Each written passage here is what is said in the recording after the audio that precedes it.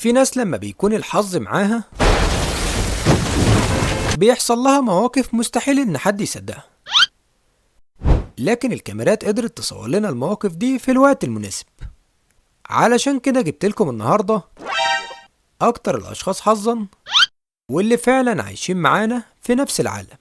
انا محمود المغربي، ما تنساش دعمك للفيديو بلايك والاشتراك في القناه. صلى على الحبيب ويلا بينا نبدا الفيديو.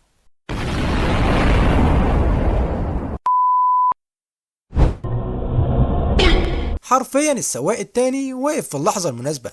صدقني لو جبت شعر علشان تعديها ما بينهم مستحيل تعدي. في قوة غريبة اسمها الحظ، والشخص ده عنده القوة دي وبزيادة كمان. الموقف اللي هيحصل مع الراجل ده هنا أظن إن خطوة واحدة هي اللي فرقت معاه، وساعتها كان محظوظ بشكل كبير. أنا متأكد إن مهارة السواق ورد فعله السريع هي اللي أنقذت الموقف ده في اللحظة الأخيرة. أنا ما شفتش قبل كده شخص زي ده الحظ كان معاه للدرجة دي. ده واقف مش مصدق اللي حصل معاه.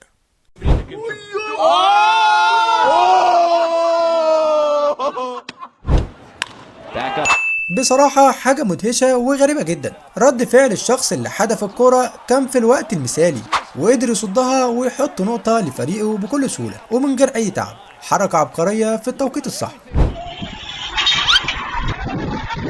الشخص ده بسبب غبائه كان هيعمل مشكلة كبيرة، لكن بصراحة الحظ هنا كان معاه بطريقة أكبر.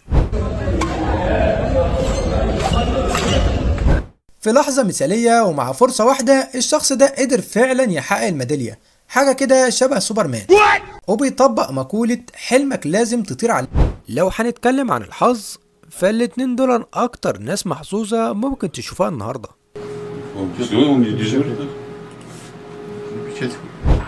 الشخص اللي راكب الموتوسيكل ده فلت في آخر لحظة. الحظ هنا كان معاه بشكل مش طبيعي. العامل ده بسبب الإهمال الآلة اتحركت لوحدها وتسببت في مشكلة كبيرة، لكن من حظه إن ما كانش موجود في الوقت ده.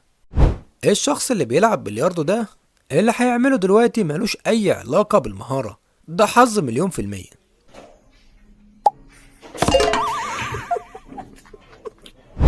ما اظنش ان في شخص محظوظ بدرجة كبيرة زي الشخص ده. والله احنا زيك بالظبط مستغربين من اللي حصل معاك. اللي حصل ده كان بسبب صخرة ضخمة من قوتها اخترقت جدار البيت، لكن من حظ الست دي انها اتأخرت خطوة واحدة، وفي الاخر الحمد لله محدش اتصاب بأي اذى. الشخص ده في اخر لحظة استخدم الوقت المناسب بذكاء وقدر يتفادى السقوط المفاجئ اللي حصل من الشجرة.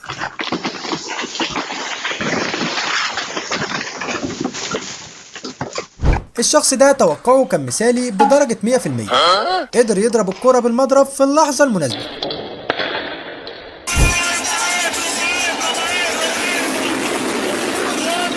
الست دي كانت محظوظة جدا لأنها اتحركت في الوقت المناسب بالظبط.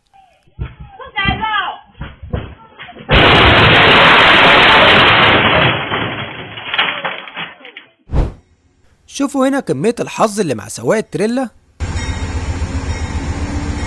انتوا شايفين المنظر؟ سنتي واحد وسواق التريلا كان هيندم على الغلطة دي. رغم التحذيرات ان في قطر جاي، الا ان الشخص اللي سايق العربية هنا وكأنه ما كانش سامع حاجة، لكن الحظ هنا لعب دوره معاه وعدى في اخر لحظة. بسبب ردة الفعل السريعة للشخص ده قدر ينقذ البنت الصغيرة في اخر لحظة وفي الوقت المناسب كمان. اظن ان الشخص ده حظه كان حلو جدا النهارده. المروحه وقعت بعيد عنه بسنتيمتر واحد. قد ايه كان محظوظ. الموقف ده بيعلمك درس مهم، انك تخلي بالك وانت في اي مكان، لان اللي هيحصل هنا ممكن يحصل معاك. الناس حرفيا اختفوا من على الترابيزه في ثواني. على ما اعتقد الشخصين دول كان الحظ واقف جنبهم بشكل مش عادي، لكن الشخص التاني كان محظوظ بشكل كبير.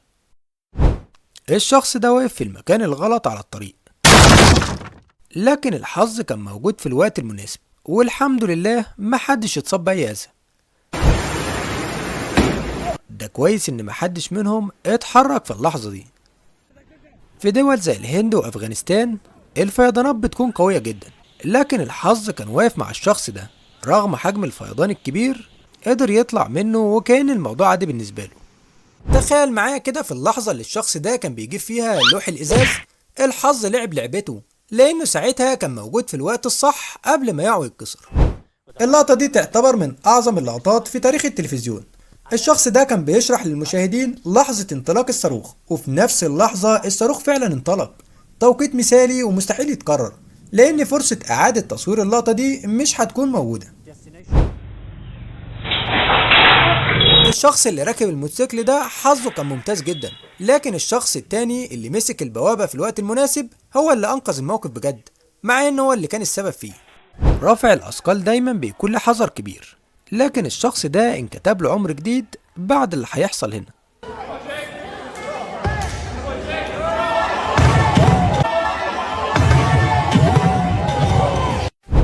دايما لما بيكون في أمطار بيكون في ضربات برق سريعة ممكن تحصل، وده اللي حصل هنا. لكن الحظ كان مع الشخص ده لأنه ما كانش قريب وعدى الموقف على خير. الشخص ده كان زعلان جدا بسبب الخبطة اللي في الكبوت، بس بمجرد ما قفل الكبوت رجعت زي الجديدة.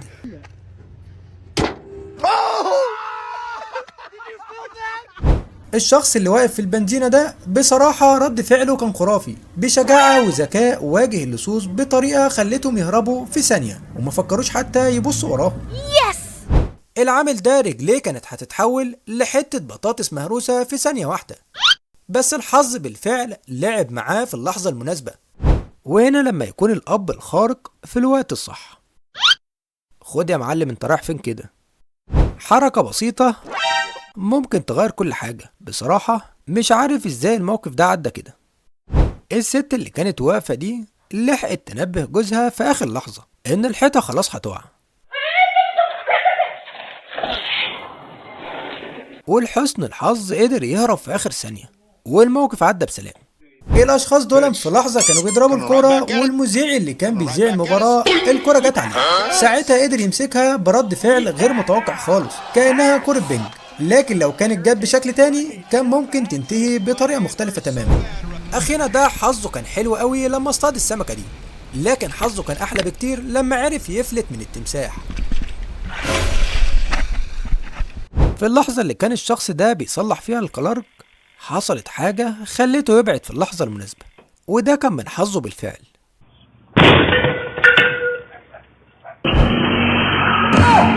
الاتنين كانوا محظوظين أكتر من بعض، والموقف هنا عدى في جزء من الثانية. الشخص ده بصراحة أنا بعتبره أكتر واحد محظوظ هتشوفوه النهاردة. انتوا متخيلين اللي حصل؟ ضربة برق وكمان الشجرة وقعت على العربية. أكيد مفيش حظ تاني أحسن من كده. الشخص ده تحس إن عنده موهبة أو قدرة خارقة. بسرعة رد فعله قدر يمسك الكورة رغم سرعتها، وفي اللحظة دي فعلا أنقذ المراسلة اللي قدامه.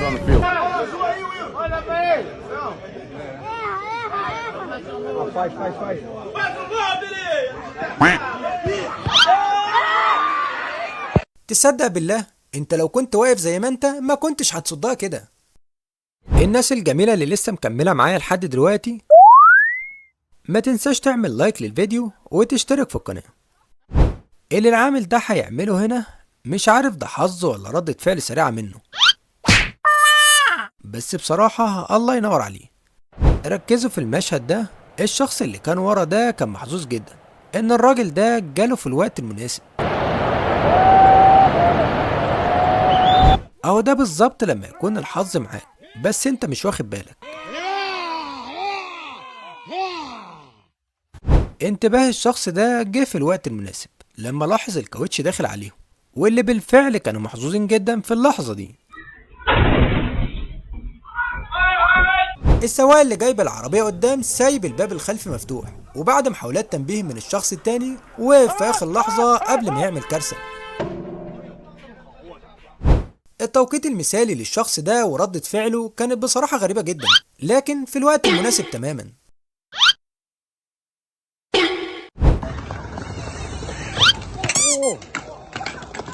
وهنا بقى لما يكون الشخص المناسب في المكان المناسب.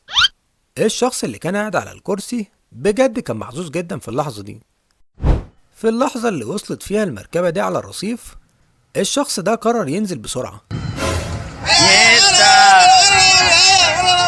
لكن ردة فعله السريعة عدت الموقف على خير، والحمد لله ما اتصابش بأي أذى.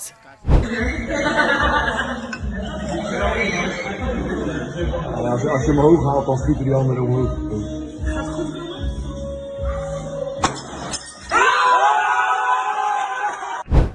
لو لسه مكمل معايا لحد اللحظة دي صلى على الحبيب، وما تنساش تعمل لايك للفيديو وتشترك في القناة. في لحظة سباق العربيات الكاوتش بتاع العربية ده فجأة اتخلع منها، واللي حصل بعد كده كان غريب جدا. الكاوتش كان عنده احترام للسباق، قعد يمشي في مسار مظبوط وكأنه عارف الطريق كويس، وفي لحظة غير متوقعة وقف في مكان كأنه بيقول لهم الدنيا تمام وما تشيلوش هم أنا هنا. الراجل ده كان محظوظ بشكل مش طبيعي. في اللحظة اللي قرر فيها يتحرك من مكانه كان ده بالظبط الوقت الصح.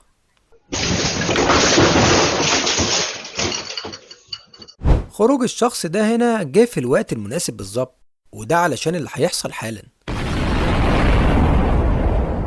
وبجد قد ايه كان محظوظ جدا. الآلة اللي قدامك دي اسمها آلة نفخ الفلوس، واللي يدخل جواها ويجمع مبلغ كبير ياخده لنفسه. بس الشخص ده كان عنده ذكاء غير طبيعي. يا ابن المحظوظة، صدقني كلنا نفسنا نبقى مكانك بالظبط. الشخص ده في لحظة حس نفسه مسيطر على البرق، وفي التوقيت المثالي فعلا حصل اللي كان مستنيه. يا ابن اللعيبة، ده لقطة مفيش أروع من كده. دي مسابقة للي يقدر يحرك الكرتونة اللي في النص دي من غير ما يلمس أي كرتونة تانية، وده بالظبط اللي الشخص ده هيعمله هنا. لكن الحظ كان معاه في اللحظة دي.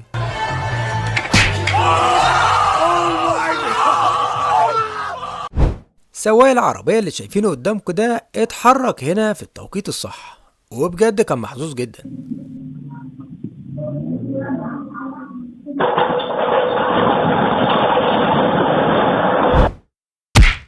ده مش حظ عادي خالص، ده كده امك دعيتلك دعوة من قلبها علشان يحصل كده.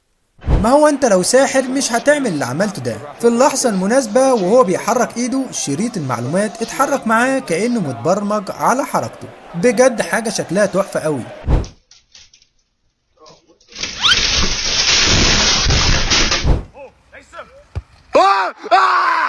الكلب ده شايف صاحبه واقف بيصد الكرة، فقرر يساعده بشكل غير متوقع. في اللحظة الأخيرة قدر يصد ضربة الجزاء من الشخص التاني. شايفين الاتنين دول؟ الحظ كان معاهم النهاردة بشكل كبير. الشجرة وقعت قبل ما يوصلوا لها بخطوة واحدة. الشخص اللي راكب العربية ده كان محظوظ جدا على المسافة اللي كانت ما بينه وما بين البرق اللي حصل ده. الحركة دي دايما بتحصل معانا كلنا، لكن الشخص ده ردة فعله السريعة هي اللي أنقذت الموبايل. العربية اللي قدامكم دي صاحبها شكله لسه بيتعلم السواقة، علشان كده حصل الموقف ده. لكن بصراحة مهارة الشخص اللي كان راكب العربية التانية هي اللي عدت الموقف على خير. الموقف ده فعلا بيأكد ان سواق الأتوبيس يستحق الدرجة الأولى بجدارة. بمنتهى الذكاء والهدوء قدر يتفادى ان يخبط العربية اللي قدامه في آخر لحظة. الشخص ده بسبب ردة فعله السريعة لما لحق البيتزا قبل ما تقع حس اللحظة انه اتحول لسبايدر مان وهو مش واخد باله. في اللحظة دي الشخص ده كان كل حاجة ماشية ضده، لكن الحظ قرر يخدمه في الآخر. الشخص اللي واقف ده حظه الحلو خلاه يتحرك في اللحظة المناسبة. تخيل لما يكون الحظ معاك بالشكل ده. المذيع ده في لحظة لا مبالاة كان هيوصل نفسه لكارثة كبيرة، بس الحظ وقف معاه في آخر لحظة. القطة دي لو بتسحر مش هتعمل اللي عملته. تحس انها بحركة واحدة قلبت الموتوسيكل على وشه، كأنها عارفة التوقيت بالثانية.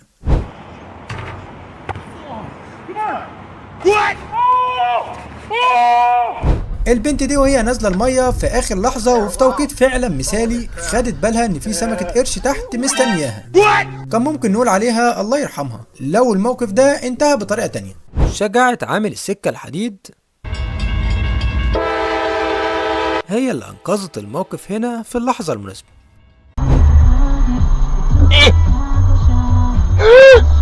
تخيلوا لو كان اتأخر ثانية كمان، أكيد النهاية كانت هتكون بشكل تاني. استخدامك لذكائك في أوقات كتير بيكون مفيد، زي اللي هيحصل دلوقتي بالظبط. شفت ازاي الفهلوة قدرت تنقذ الموقف؟